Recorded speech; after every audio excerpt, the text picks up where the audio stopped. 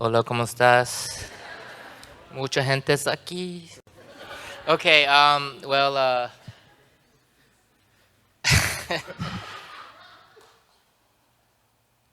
I think Pastor Eric called me up here because I made it back to Shepherd's meeting on Wednesday, and I got to share with the Shepherds about my experience. So I guess I'll just kind of explain that. So Pastor Kyle is our missionary for our house church. We are Yucatan House Church. And so I thought it was very important that our house church at least go meet our missionary, go put our feet on the ground that he works at. And so we all decided we got to go. Unfortunately, Mike Hansen, who is on the missions team, he's a big part of it as well. He's in Kuwait right now. But we really wanted to go. So as soon as we were able to, the people of our house church were able to sign up. And Lauren and Jason and David Yee, who's not a part of our house church, we went. And so I think if I think of main points to say right now, the one thing that I really appreciate about Pastor Kyle is that he's dedicated his life to the missions.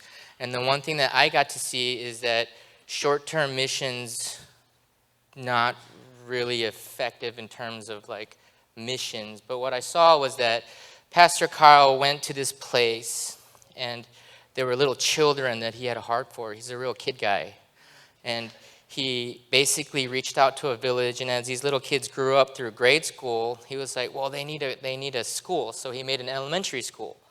And then after they finished elementary school, there was nowhere for them to go, and he was burdened, so they made a middle school.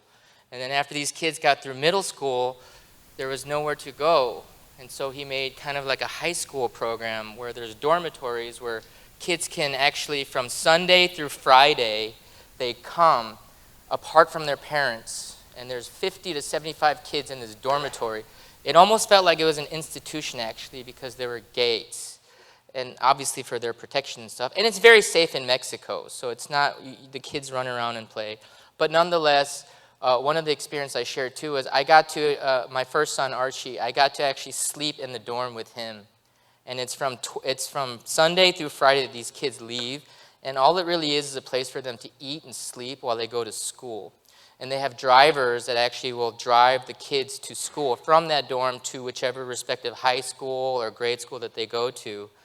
And I wanted to have the experience of sleeping in this dorm with my son. And Archie was scared, super scared. He was scared I was going to leave him. And I'm not emotional now, but when I thought about that, I was like, man, could I leave my kid to do this at his age? And it really broke my heart. But then another part that really got to me, though, is some of these kids never, so in the past when he got there, maybe 1 out of 10 kids graduated high school. Everyone else, and you got to imagine, like, these are villages that, like, there's no money, there's poverty, there's no way kids can get an education.